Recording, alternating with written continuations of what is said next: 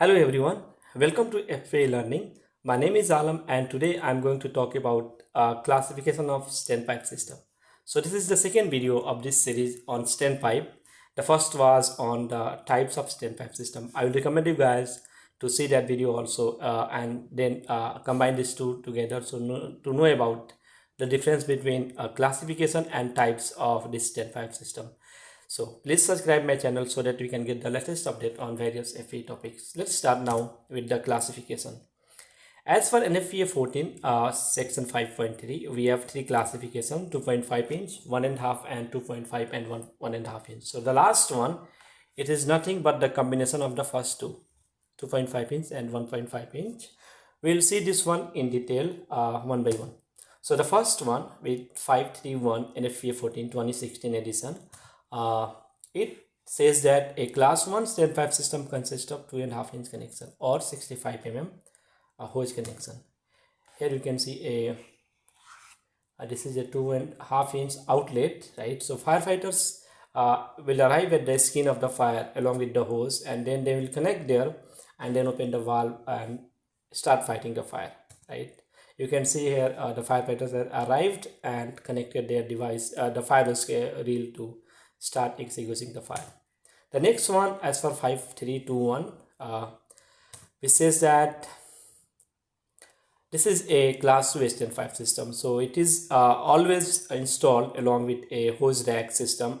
So they don't need to bring with the hose for this system, and it is only with 1.5 inch connection or 40 mm connection, right? So this type of the arrangement are mostly to use by trained personnel or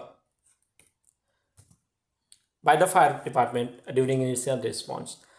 And for the class 1 should be always used by the fire department team. I forget to tell at that moment.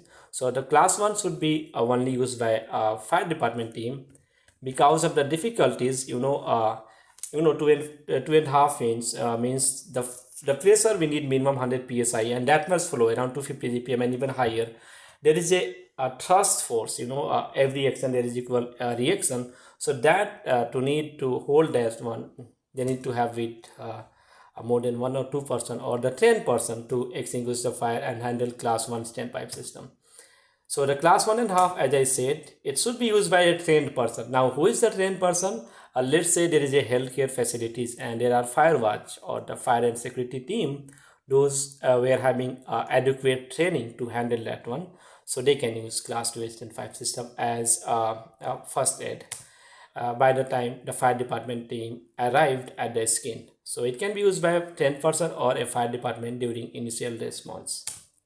Okay, class 2 5322 says that one, instead of 1.5 inch, we can go with 1 inch hose permitted, but there is a condition for that one. It is allowed only in the light hazard occupancies, right? So if the buildings is light hazard occupancies as for NFPA 13 defined, you can use for that location, and also it should be approved by ASJ. So these two conditions must need if you want to change the previous hose rack with 1.5 inch to this one, light hazard occupancies, and must be approved by ASJ for your application.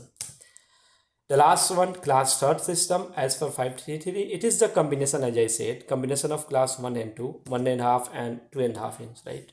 So in this 2.5 inch connection is supply a large volume of water for the fire department team, fire department personnel, and the second one, which is 1.5 inch, that supply for use by a trained person, those who are having training to handle this kind of the system, right? Here you can see in the right,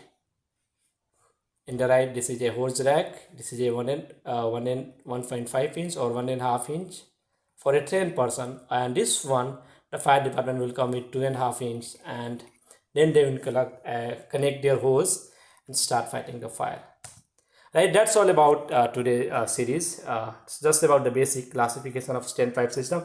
Remember one more thing, that in class 3 standpipe system, instead of class 2, which is 1.5 inch, we can also use 1 inch as we said, but must be approved by ASJ, and it is only used for the light hazard occupancies.